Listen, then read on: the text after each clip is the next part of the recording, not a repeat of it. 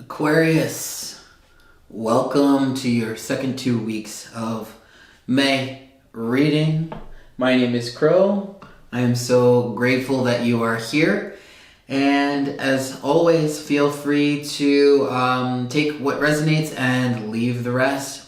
Tune into your thoughts, insights, feelings, visions, and the cosmic collaboration that's going on in your surroundings for this reading. We're just going to call in the guides, ancestors, higher visionaries, visions to come through for this reading. Thank you, thank you.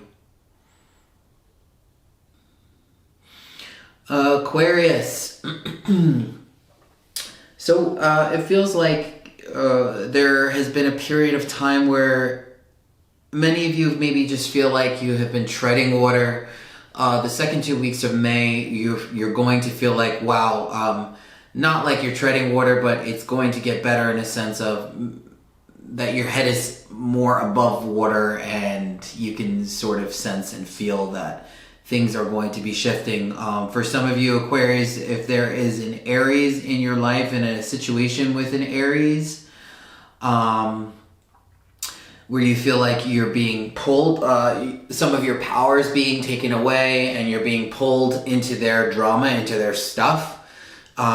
Just be mindful of that for the last 2 weeks of May, Aquarius. You have a chance to distance yourself from this situation. It feels like, for whoever this is for, it feels like a romantic situation, a love life, that sort of situation. It doesn't feel like a business partnership or career or anything like that. So the first card that we have that's already jumped out is the inner child card. I'm going to read, I guess, two here. Aquarius.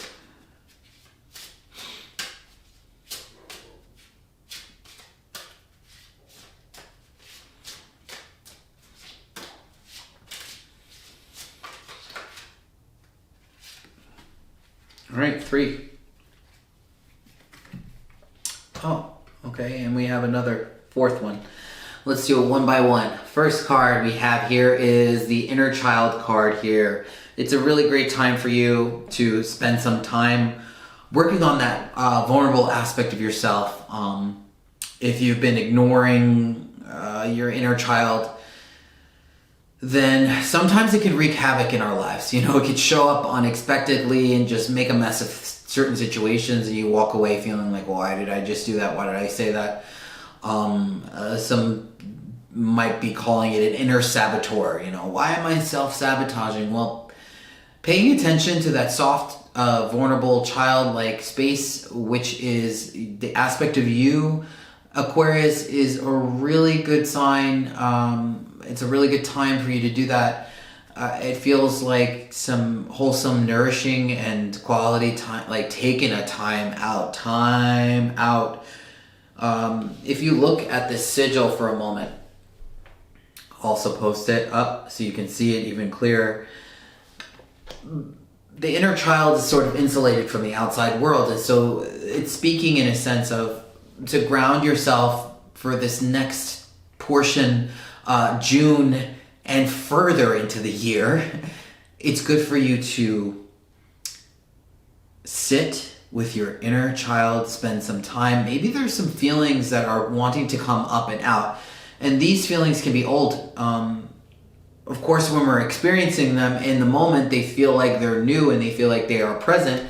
But it's good for you, in order to ground into this moment, you could say, oh, okay, this is some old stuff and it's coming up and out. Witnessing what's leaving. Witness what is leaving, not what is, going on in your life. Learning to discern between those two.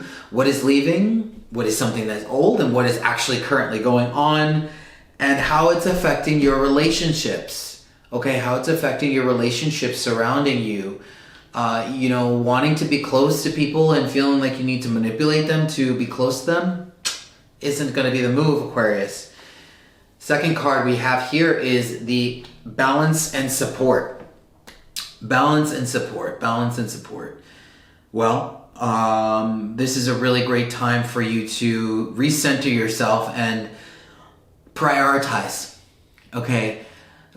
Think of 2 different things right now that you know that you need to do and implement in your life that's going to bring balance and support. And for the next 2 weeks of May, I encourage you to just experiment by implementing those 2 things. And at the end of May, see how you feel. Do some inventory when some time has passed. It's like getting frustrated when things aren't working quick enough is like, once again, that inner child, the immature aspect of you that's coming out. Okay, so use those supportive branches, those supportive beams in your life, and allow them to take root. Okay, the things that you're doing, the practices that you're trying, it can sometimes come off as really, really chaotic. You have no idea what's going on. It's a really great time for you to reach out to the people who are going to support you and not judge you. Especially for those of you who are like transitioning out of a relationship. It feels like for some of you, you are transitioning out of a relationship. That's the tremendous energy that's sort of came through in the beginning of the reading, especially the ones I'm talking about with the Aries. So the last card that we have with the deck 33 Masters is the Grace card. Okay? Giving yourself some grace, cutting yourself a break, giving yourself the ability to give others in your life who deserve grace, giving the situation grace, space. Okay? You've been on top of things, on top of people. There's not enough space in your relationships. They're not growing. You're smothering the fire. Okay? It's like way too much. If there's too much air element, you're going to blow out the fire. If there's just enough air, it's going to continue to grow and to be sustained. And it feels like there's this overall, the imagery that I'm sensing is like this smothering imagery of, which is causing you to manipulate certain situations when there doesn't need to be situations manipulated. And grace, it's an opportunity for you to walk away from this situation where maybe you don't even feel like, how am I going to get out of this situation, right? Maybe you also don't want to give up. Some of you don't want to end this situation. That's okay too. Understanding firmly for yourself that you don't want to give up. You just want to do it differently. Okay. These are the easiest pieces of advice that I can give to you. And grace is necessary for all of those pieces in your life.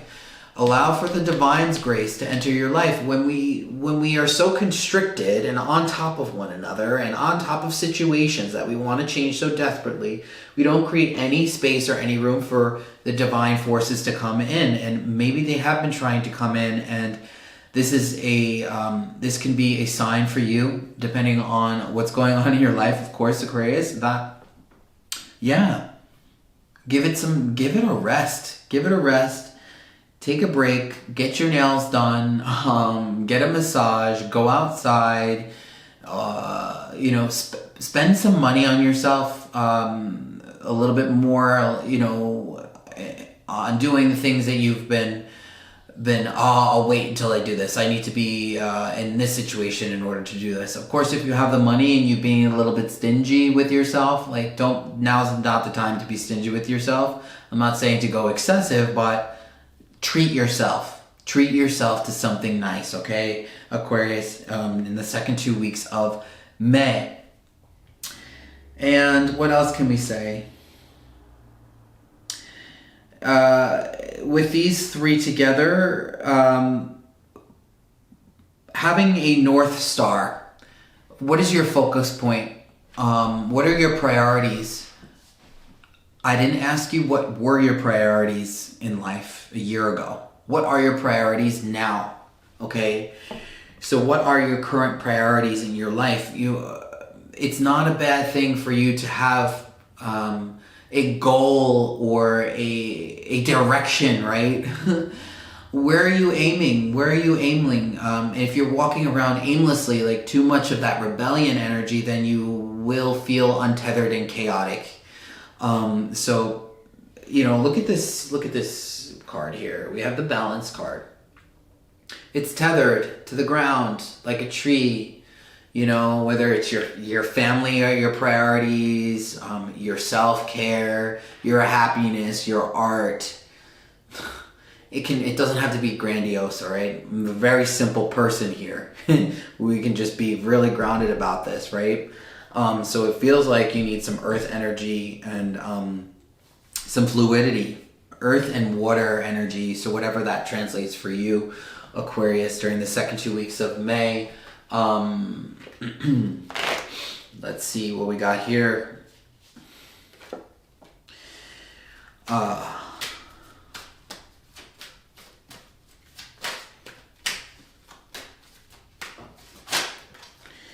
Okay, good news here. We have the raccoon. So the raccoon is a community-oriented little rascal. It's like the Robin Hood of the animal kingdom, all right? But raccoon really is a little bandit, Look at it. Everyone knows what a raccoon looks like. It looks like they're wearing a little bandit, over the eyes. So it's really, this is about taking care of yourself and allowing for your community to step up and take care of you. Building community. If you are more fortunate, Aquarius, being generous with your time, with your knowledge. It doesn't always have to be about money or generosity. But if you are more fortunate in certain realms of your life, in certain areas, and you have expertise, knowledge, you have resources in different areas, then it's not a bad idea to be generous, okay? Being over generous and not taking care of yourself, then you're slipping into a different sort of territory, the sort of imbalanced aspects of working with the inner child. But you can absolutely tune in to being generous, okay?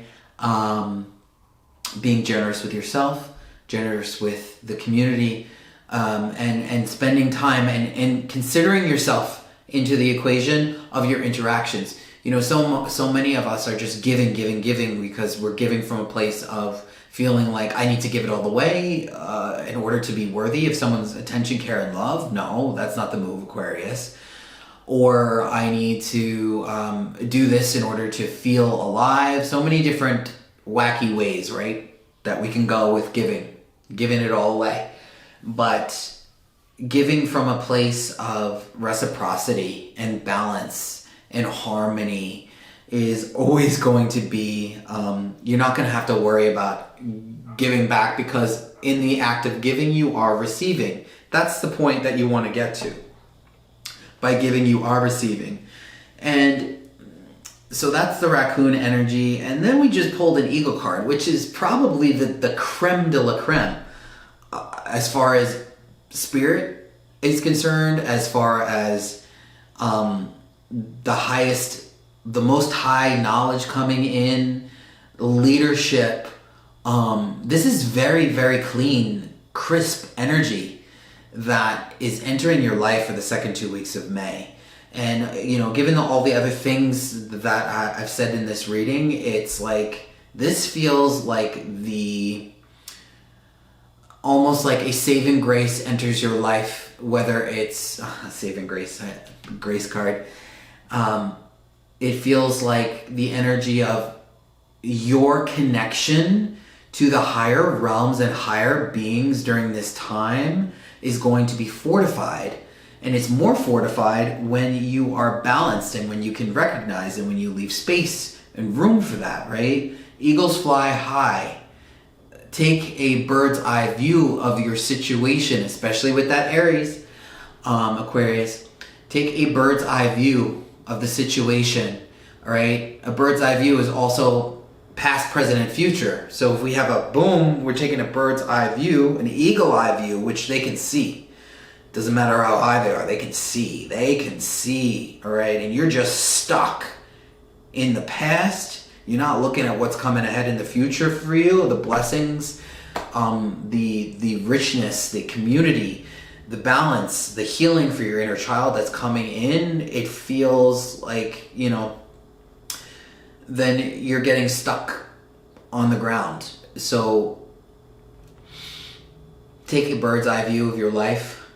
The eagle, I mean,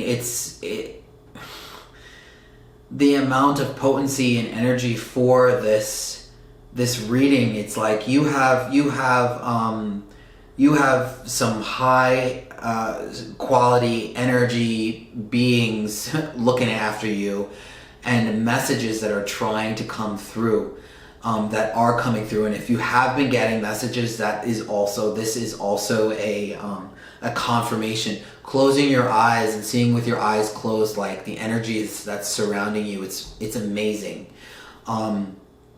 Overall, this feels like a really it could be an interesting time period for some Aquariuses, and for those of you who are going with the energy of allowance and flow, a little bit of flow and wiggle room while maintaining up boundaries. It feels overall this is a great reading, and I love this for you, Aquarius. So thank you for tuning in today. Like, comment, share. I would love to hear what's going on in your world, Aquarius, and be blessed. Caw!